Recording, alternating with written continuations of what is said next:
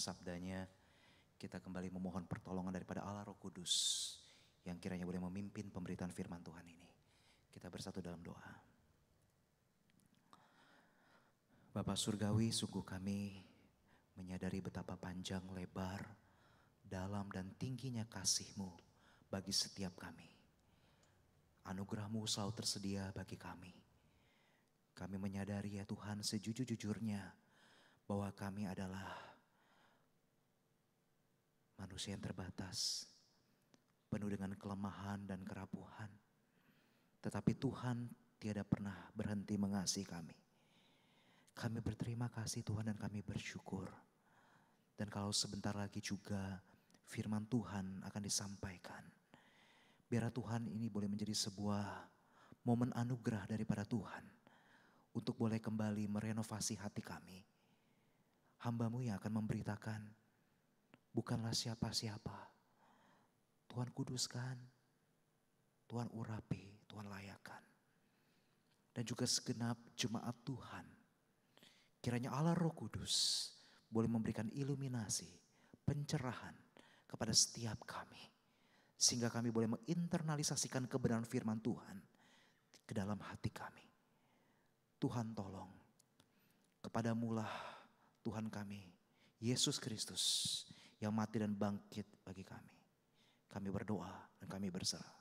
Haleluya. Amin. Shalom jemaat sekalian terkasih dalam Tuhan.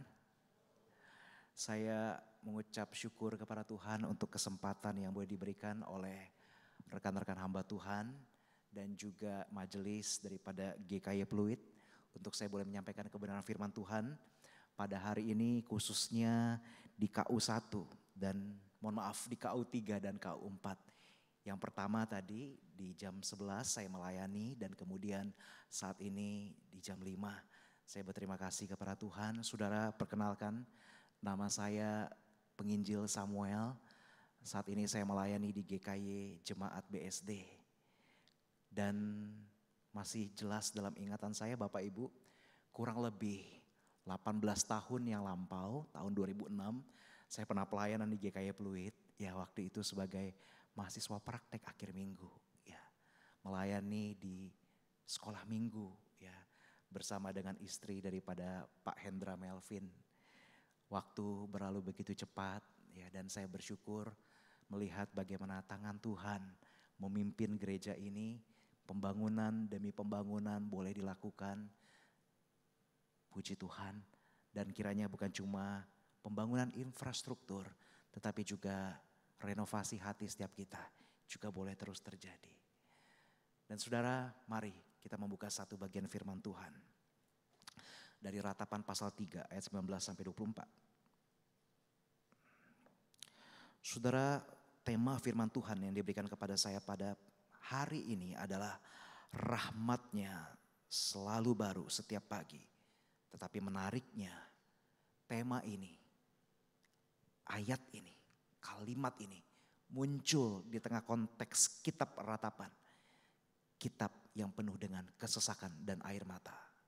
Apa maksudnya? Kita lihat dari pasal 3 ayat 19 sampai 24. Kitab Ratapan pasal 3 ayat 19 sampai 24.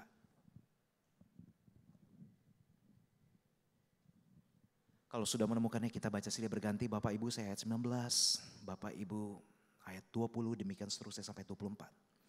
Demikian firman Tuhan tertulis, saya akan mulai dari ayat 19.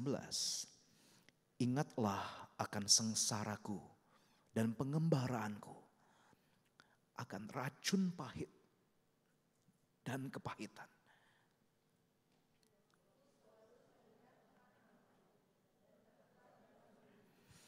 Tetapi inilah yang kuperhatikan, sebab itu aku berharap.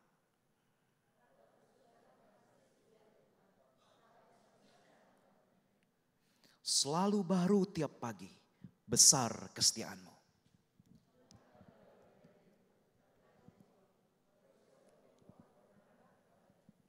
Sedemikian jauh pembacaan firman Tuhan, Bapak Ibu Saudara sekalian. Saudara yang terkasih di dalam Tuhan, mungkin kita pernah mendengar sebuah konsep yang mengatakan bahwa menangis atau meratap adalah simbol atau ekspresi dari sebuah kelemahan. Mungkin kita pernah mendengar ada orang yang berpikir bahwa orang dewasa yang kuat itu tidak pernah menangis. Orang dewasa yang kuat tidak gampang meratap. Tapi saudara, apakah konsep seperti ini betul adanya? Saudara, memang betul ada orang yang cengeng dan manja sehingga sedikit-sedikit menangis. Yes. Tapi saudara, di sisi lain orang yang menangis dan orang yang meratap tidaklah selalu sama dengan orang yang lemah. Saudara, menangis dan meratap perlu kita pahami Bapak Ibu. Dalam konteks tertentu, itu adalah sebuah karunia atau pemberian daripada Tuhan. The gift of tears. Saudara, Allah memberikan kemampuan bagi kita untuk menangis dan meratap sebagai bentuk validasi terhadap emosi kita. Bukankah emosi, perasaan adalah bagian utuh, bagian integral dari keberadaan kita sebagai gambar rupa Allah. Saudara, kita dapat berseru kepada Tuhan, Lord, grant me the gift of tears. Karunia untuk menangis, karunia untuk meratap. Dan itu diperlukan ketika kita meratapi dosa kita. Itu diperlukan ketika kita meratapi dunia yang telah jatuh dalam dosa. Itu diperlukan ketika kita meratapi akibat dari dosa kita sendiri. Atau akibat dari dosa orang lain dalam kehidupan manusia. Dalam kehidupan kita. Dalam kehidupan sesama kita. Untuk itu Bapak Ibu Saudara sekalian, di awal khotbah ini saya mengajak kita untuk berpikir sejenak. Ketika umat Allah, ketika kita menangis dan meratap. Apakah kita meratap karena sesuatu yang benar? Apakah lamentation kita, ratapan kita itu self-oriented atau God-oriented? Apakah berpusat pada diri atau berpusat pada Allah? Saudara, maksudnya apa? Saudara, self-oriented lament itu memiliki pengertian begini Bapak Ibu. Seseorang menangis dan meratap karena apa? Ada masalah, ada pergumulan, ada kesesakan. Dan dia meratapi masalah itu dan ingin segera mungkin lepas dan bebas dari masalah itu. Tujuannya apa? Tujuannya agar sesegera mungkin dia merasa nyaman. Tujuannya agar sesegera mungkin ia merasa bebas. Dan hidupnya bisa enak kembali. Dia meratap karena ingin cepat-cepat. Ia meratap karena ingin cara instan. Ia meratap karena Allah diperalat untuk membuatnya nyaman kembali. Yang penting masalahku selesai. Tetapi saudara, ratapan yang God oriented itu terjadi ketika seseorang menangis dan meratap. Kesesakan, masalah yang terjadi dengan sikap hati bertanya kepada Tuhan. Tuhan, ketika Engkau izinkan pergumulan ini terjadi, apa kehendak-Mu bagi hidupku? Tuhan, ketika tangisan demi tangisan aku tumpahkan di hadapan-Mu. Tuhan, Engkau ingin aku belajar apa Tuhan? Bagian apa dari hidupku yang hendak Engkau kuduskan dan bentuk? Ketika kita meratap, menangis di tengah kesesakan, apakah kita pernah merenung Bapak Ibu? Apakah melalui kesulitan ini aku semakin mengasihi-Mu, mengenal Engkau, bersandar padamu dan taat padamu? Saudara, itulah God oriented lament. Dan ratapan seperti inilah yang ditunjukkan oleh Yeremia di dalam ratapan pasal 3 yang tadi kita baca. Oleh karena itu yang pertama saudara, kita dapat mempelajari tentang sebuah ratapan yang memimpin pada kesadaran akan keberdosaan kita. Saudara, kalau kita kembali kepada teks kitab suci tadi kita baca. Saudara, ratapan pasal 3 ini mengambil konteks historis, latar belakang pada saat itu kerajaan Yehuda atau bangsa Israel itu sedang mengalami exile atau pembuangan ke Babel. Allah mengizinkan Bapak Ibu tanah Yerusalem merata. Allah mengizinkan Bapak Ibu bait Salomo yang telah berdiri 400 tahun kurang lebih lamanya habis terbakar. Identitas bangsa Israel, bangsa Yehuda, yaitu tanah perjanjian. dan juga bait Allah lenyap seketika di hadapan mereka. Kelaparan terjadi, kedukaan terjadi yang hebat. Kelaparan hebat juga terjadi karena peperangan yang terjadi, Bapak Ibu. Bahkan dalam Ratapan pasal 2 ayat 17b dilukiskan demikian, Bapak Ibu Saudara sekalian. Ia merusak tanpa belas kasihan. Dikatakan Allah membuat seterumu Israel bergembira atas kamu dan meninggikan tanduk lawan-lawanmu. Inilah bentuk penghukuman Tuhan. Selanjutnya saudara, Yeremia yang menurut tradisi adalah penulis daripada kitab Ratapan ini, menyaksikan langsung, dia eyewitnessing secara langsung bagaimana sengsaranya bangsa Yehuda atau Israel pada saat itu. Sehingga Yeremia bisa berkata, ya Allah, ingatlah akan sengsaraku dan pengembaraanku, akan racun pahit dan kepahitan. Jiwaku selalu teringat akan hal itu dan selalu tertekan dalam diriku. Saudara, pergumulan ini, ratapan ini terjadi 70 tahun.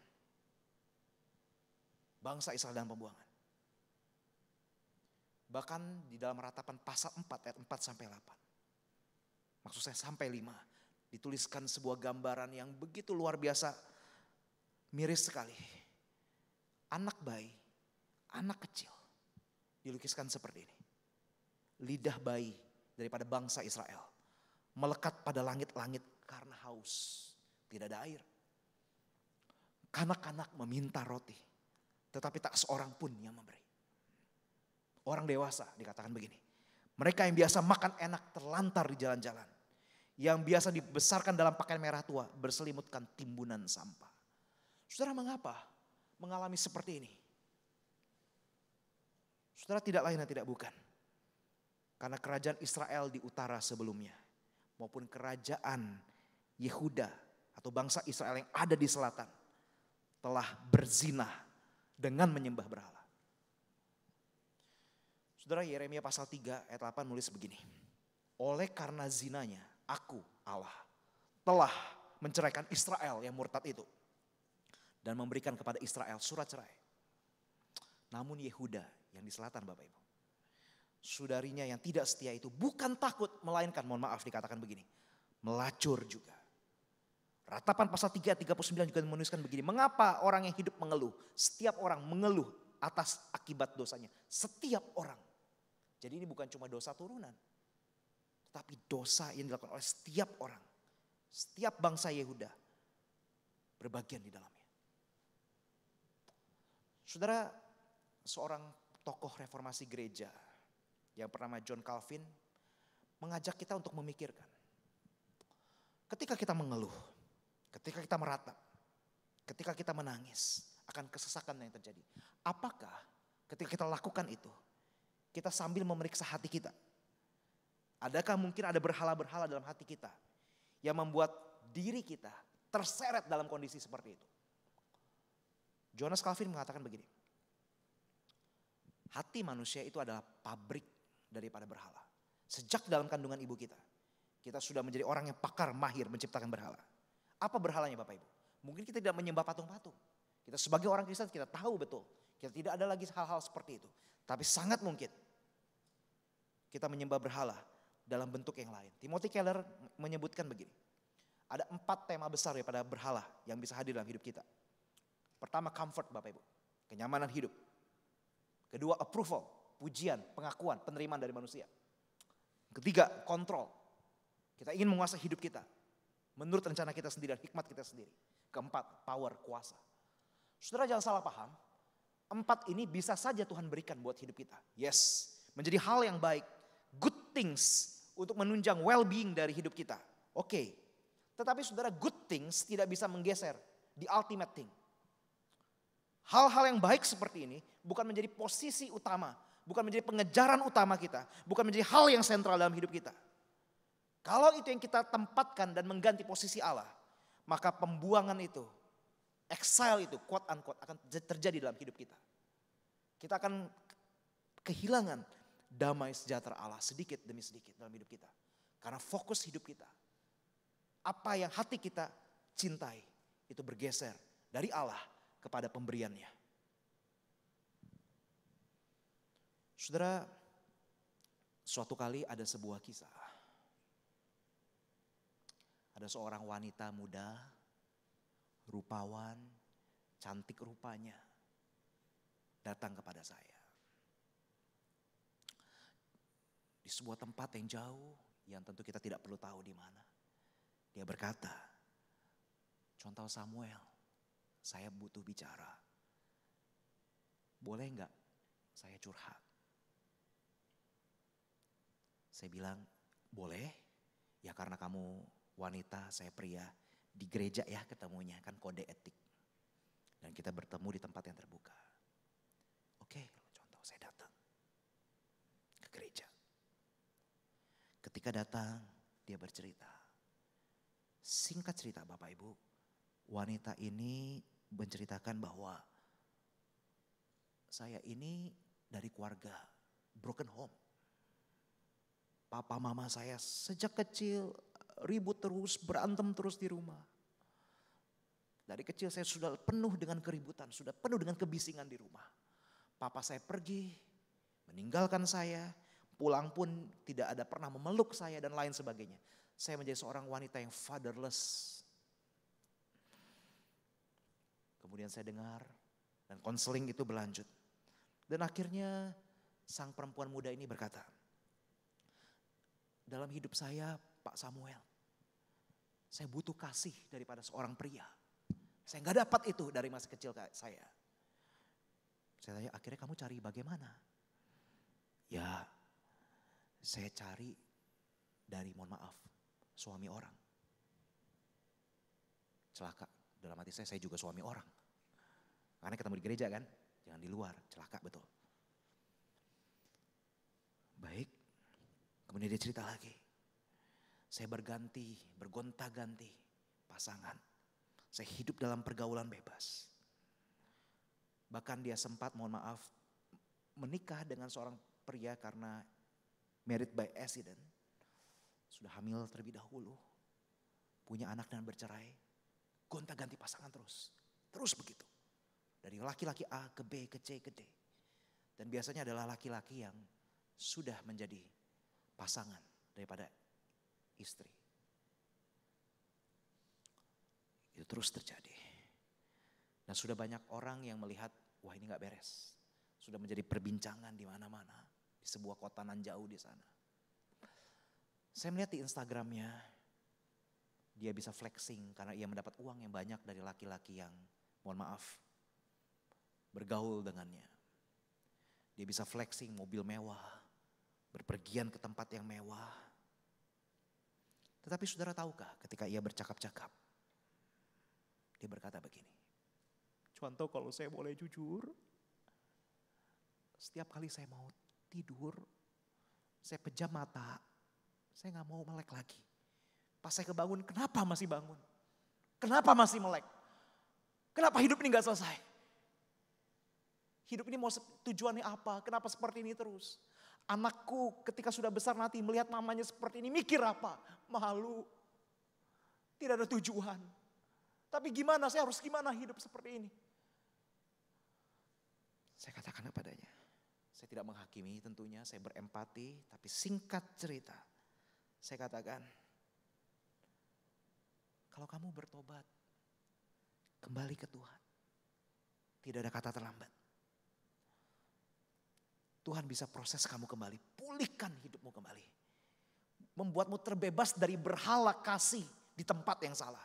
Berhala approval, comfort di tempat yang salah. Tuhan bisa bebaskan dari cengkeraman itu.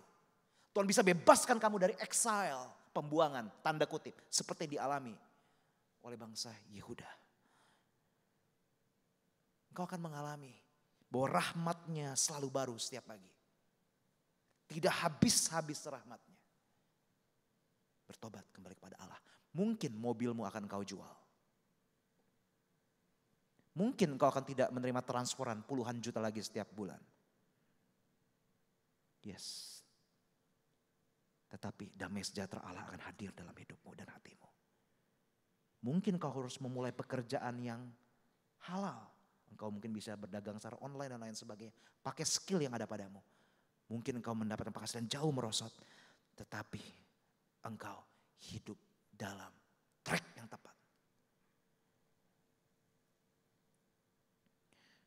Tetapi kalau engkau tetap seperti ini,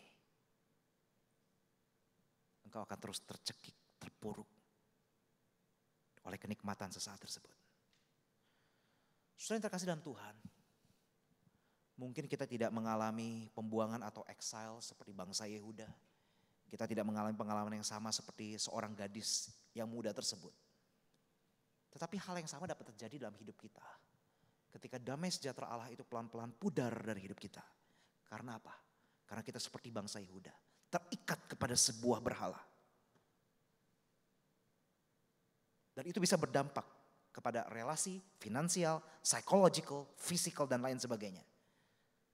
Saudara, adakah kita meratapi kecenderungan hati kita ini dan kita bertobat kembali? Saudara, ketahuilah bahwa di dalam Kristus, sebenarnya exile atau pembuangan yang terjadi, yang bisa kita alami, itu bisa membawa kita kepada muara kasih setia dan rahmat Allah. Asal kita meratapi betul. Karena itu selanjutnya saudara, kita dapat belajar tentang poin kedua mengenai ratapan yang memimpin pada awareness. Kesadaran bahwa rahmatnya selalu baru setiap pagi. Saudara, kalau kita lihat kembali di dalam ayat 21. Kita bisa menemukan di sini Bapak Ibu.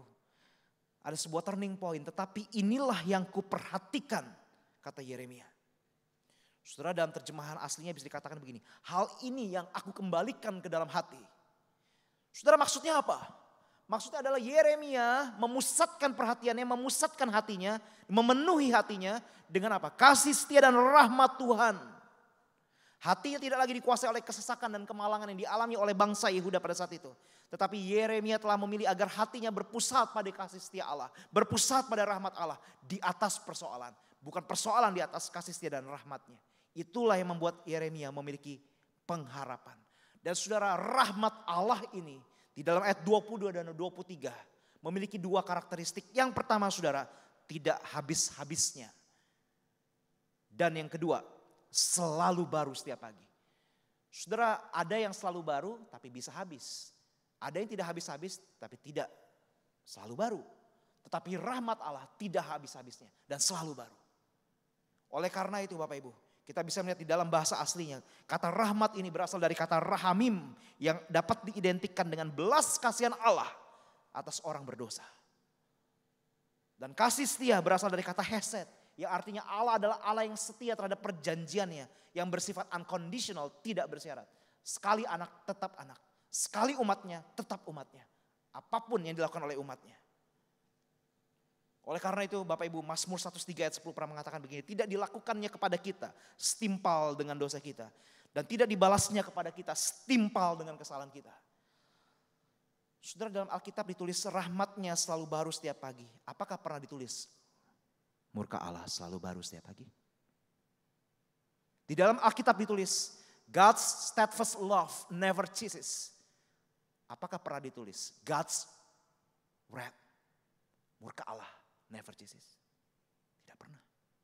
Oleh karena itu murka Allah dan rahmat Allah tidak paralel. Rahmat Allah melampaui murka Allah. Saudara, ada sebuah pujian yang begitu indah. Mungkin kita pernah menyanyikannya. Pujian ini tertulis demikian. Rahmatnya lebih judulnya. Kasih yang tak ingat pelanggaran kita. Walau maha tahu tak dihitungnya. Dibuang ke lautan dalam tak bertepi. Dosa kita besar, rahmatnya lebih. Puji Tuhan, rahmatnya berlimpah. Taklukkan gelap selalu baru. Dosa kita besar, rahmatnya lebih. Dosa kita besar, yes. Tapi rahmatnya lebih. Habis-habis, selalu baru. Kepada Allah seperti itulah kita percaya. Kepada Allah seperti itulah kita beribadah. Kepada Allah seperti itulah kita mempersembahkan hidup kita. Allah yang setia terhadap perjanjiannya. Saudara, ada sebuah kisah saat ini saya memiliki anak. Usianya sudah 2 tahun 10 bulan, ya, hampir 3 tahun. Bapak Ibu yang pernah punya pengalaman punya anak tentu pernah terbiasa ya ketika anak tiba-tiba sakit. Ada kalanya juga sakitnya cukup parah. Saudara, singkat cerita, kurang lebih 1,5 tahun yang lalu, mohon maaf, 2 tahun yang lalu mungkin. Anak saya belum setahun, ya 2 tahun yang lalu. Waktu itu saya belum pelayanan di GKI BSD, saya pelayanan di GKI Palembang. Waktu itu anak saya mengalami bronko, pneumonia, gangguan pernapasan. Pernah di dalam suatu fase istri saya berteriak, cepat ke rumah sakit. Waktu itu saya lagi pelayanan hari Minggu di ibadah gereja di GKI Palembang. Anak saya Jeremy saturasinya 60-an, celaka. Saya kaget Bapak Ibu. Karena mama saya yang meninggal karena COVID, saturasinya 50-an, beda dikit. Trauma saya betul-betul. Wah, saya betul-betul takut sekali saat itu. Dan dalam kondisi seperti itu kita konsul sama dokter anak. Dia mengatakan, oh ya Pak tenang, ini bisa diberikan treatment yang baik. Treatmentnya tapi antibiotik itu harus diberikan via saluran infus. Agar peresapannya cepat. Oke Pak, silakan, yang penting anak saya sembuh. Wah, namanya anak kecil saya sudah duga Bapak Ibu. Usia belum setahun, dipasang infus, ketawa, hehehe, enggak kan? Nangis teriak-teriak, meratap, meronta-ronta. Cari di kanan gak dapat, cari di tangan semuanya gak dapat. Akhirnya ke kaki, dapat. Udah dapat, tahan cuma beberapa jam, gak nyampe sehari. Lepas lagi, pasang lagi, teriak lagi. Wah, udah kayak jet coaster begini. Akhirnya hari kedua, oke, kayaknya ini lepas terus. Daripada teriak-teriak, ya udah deh, boleh nggak dok kasih obat oral aja deh, obat minum. Ya bisa, tapi penyerapannya lambat. Ya nggak apa-apa lah daripada nangis-nangis begini. Nggak tega juga. Tapi kondisi nggak kunjung membaik, malah drop. Ya udah pasang lagi deh, pasang lagi, teriak lagi, tangis lagi. Bahkan bukan cuma di infus, juga harus di ronsen Bapak Ibu. Ada kala di satu momen di ronsen, suster pegangin, saya pegangin, wah dia nangis-nangis, teriak-teriak. Saudara, saya yakin betul anak saya di tengah ketidakmengertiannya dia melihat papa dan mamanya. Kok papa mama jahat ya? Kok sengaja pegangin saya? Kok sengaja kasih saya disuntik? Bahkan dia sampai trauma ke dokter. Trauma ke rumah sakit. Kok begitu? Kenapa papa mama sengaja mengizinkan saya harus mengalami kesakitan? Harus meronta-ronta, harus menangis. Saudara, sejujurnya saya dan istri sungguh mengasihi anak kami. Yang kami inginkan anak saya lekas sembuh. Kami mengizinkan anak kami mengalami sakit sedemikian rupa. Tidak nyaman sedemikian rupa. Kurang lebih hampir 5 hari. Tujuannya apa? Agar ia dipulihkan. Saudara, walaupun cerita ini bukan analogi yang persis sama. Tapi kita bisa melihat relasi ini juga bisa tercermin dalam kehidupan kita. Sebagai umat perjanjian dengan Allah. Ada kalanya Tuhan mengizinkan kita melalui kesesakan, merasakan sakit, mengalami quote-unquote pembuangan itu karena dosa kita. Karena berhala dalam hati kita. Agar pada akhirnya kita melihat ada kasih setia Allah dan rahmat Allah di ujung sana. Agar kita menyadari pada akhirnya Tuhanlah segala-galanya. Agar kita menyadari the vanity of the idols. Kesia-siaan daripada berhala. Penghakiman, penghukuman sebenarnya adalah persemaian daripada kasih dan rahmat Allah. Saudara, pada akhirnya kita perlu tiba pada satu titik bahwa hanya Tuhanlah segala-galanya. Dan hanya Tuhan yang tidak akan mengecewakan. Sehingga di akhir khotbah saya, kita bisa melihat bahwa ada sebuah ratapan yang memimpin pada kesadaran. Bahwa hanya Tuhanlah bagian terutama dalam hidup kita.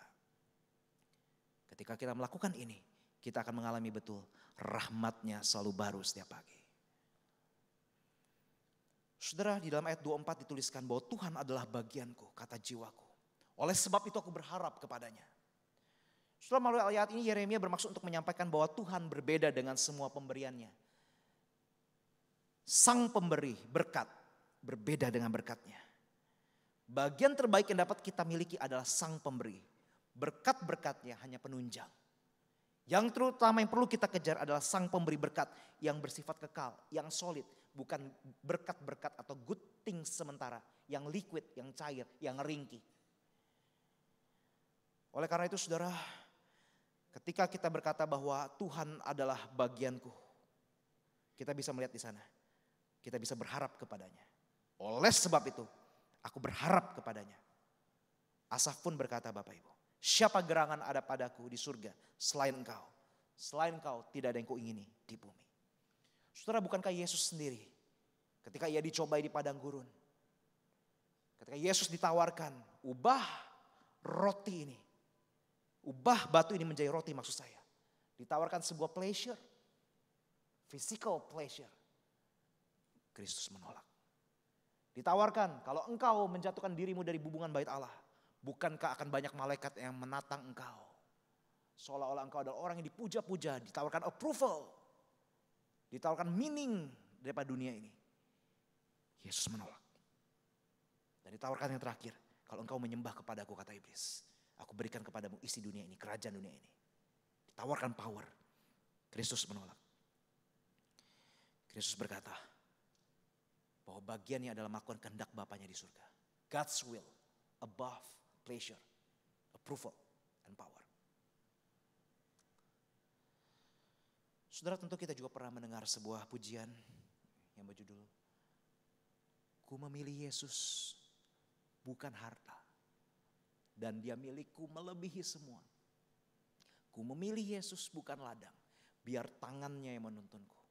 Ku tak mau jadi raja penguasa, namun dibelenggu dosa. Ku memilih Yesus lebih indah dari semuanya. Saudara, rahmatnya selalu baru setiap pagi dan tiada habis-habisnya. Tetapi itu bisa kita alami ketika kita memilih Yesus. Saudara, biarlah dalam hidup kita bisa menempatkan the good things, pemberian daripada Allah, itu pada tempatnya. Dan tidak menggeser di ultimate thing, yaitu Allah sendiri. Sehingga saudara, ketika kita melakukan ini, kita bisa melihat bahwa apa yang kita miliki, rumah kita, mobil kita, aset kita, pendidikan kita S1, S2, S3, prestise kita sebagai alumni dari universitas yang terkenal mungkin, koneksi kita, dan lain sebagainya, kecakapan kita, kemampuan kita, talenta kita pandang itu dengan kacamata yang tepat. Bukan untuk self-identity-ku, bukan untuk self-glory-ku, tetapi kita menyadari Tuhan ketika engkau titipkan ini. Apa yang engkau ingin lakukan dan perbuat melalui dan di dalam hidupku. Apa kehendak Allah ketika Allah mengizinkan aku memiliki A, B, C, dan D. Apa yang perlu aku lakukan di tengah hidup yang sementara ini.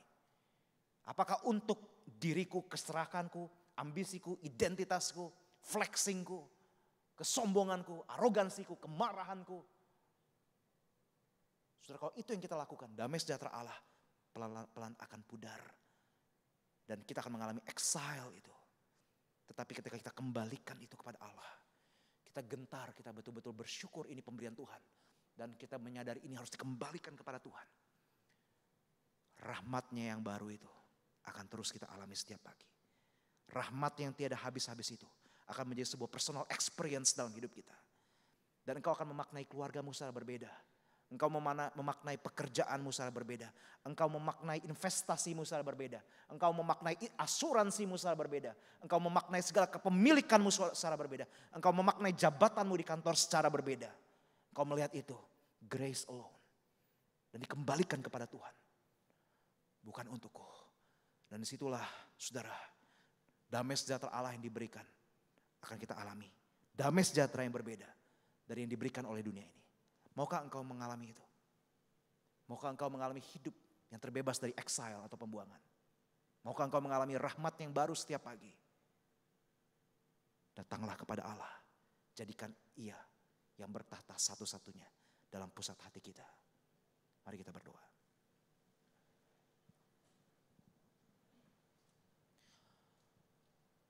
Tuhan, kami bersyukur untuk kesempatan mendengarkan sabda-Mu.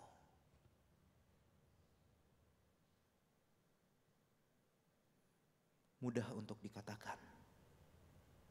Tapi Tapi Tuhan, kami memohon belas kasihan-Mu untuk kami boleh melakukan dalam kehidupan kami sehari-hari. Setiap jemaat-Mu yang bergumul di dalam kondisi rumah tangga yang berbeda, pekerjaan, studi, sosial masyarakat. Tuhan, tolong setiap mereka. Kami percaya kasih karunia Allah cukup bagi setiap kami yang hadir di tempat ini. Demi Kristus Yesus, Tuhan yang mati dan bangkit bagi kami. Kami berserah, kami berdoa. Haleluya, amin. Waktu tempat saya persilakan.